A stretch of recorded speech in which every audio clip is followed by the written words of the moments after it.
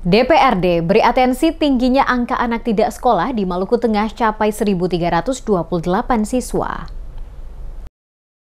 Kabupaten Maluku Tengah mencatat jumlah anak tidak sekolah atau ATS tertinggi di Provinsi Maluku. Berdasarkan data Pusat Data dan Informasi Pusdatin Kemendikbudristek tahun 2025, tercatat sebanyak 1.328 anak di wilayah tersebut tidak bersekolah. 3 kategori ATS yang teridentifikasi yakni anak putus sekolah atau drop out, anak yang lulus tetapi tidak melanjutkan, serta anak yang belum pernah sekolah. Data tersebut dirilis Balai Penjaminan Mutu Pendidikan atau BPMP Maluku dan menempatkan Maluku Tengah di peringkat pertama dari 11 kabupaten kota di provinsi ini. Tingginya angka ATS ini mendapat perhatian serius dari DPRD Kabupaten Maluku Tengah, khususnya Komisi 4 yang membidangi pendidikan.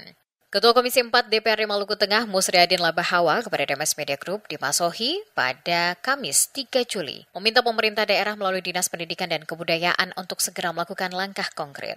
Menurutnya, keberadaan 1.328 ATS tersebut harus ditelusuri secara detail hingga ke tingkat satuan pendidikan. Meski jenjang SMA merupakan kewenangan provinsi, kata Musriadin, pemerintah kabupaten juga perlu terlibat aktif karena menyangkut warganya. Ia juga menyinggung pentingnya data ATS masuk dalam rencana strategis Dinas Pendidikan sebagai dasar arah kebijakan 5 tahun ke depan.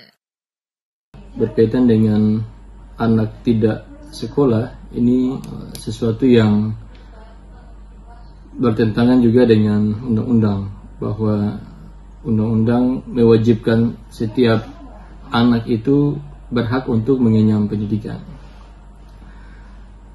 Dinas Pendidikan agar lebih intens lagi, lebih memaksimalkan fungsi dan perannya agar supaya data ini bisa terdeteksi pada satuan pendidikan di mana lokasinya, walaupun data dari Pusdatin ini setelah saya mencermati tadi sudah diklasifikasi ya, dari kelas 1, kelas 2 sampai kelas 12. Walaupun kita akui bahwa untuk pengelolaan satuan pendidikan, kewenangan dari Dinas Pendidikan Kabupaten itu ada pada satuan pendidikan SD dan SMP.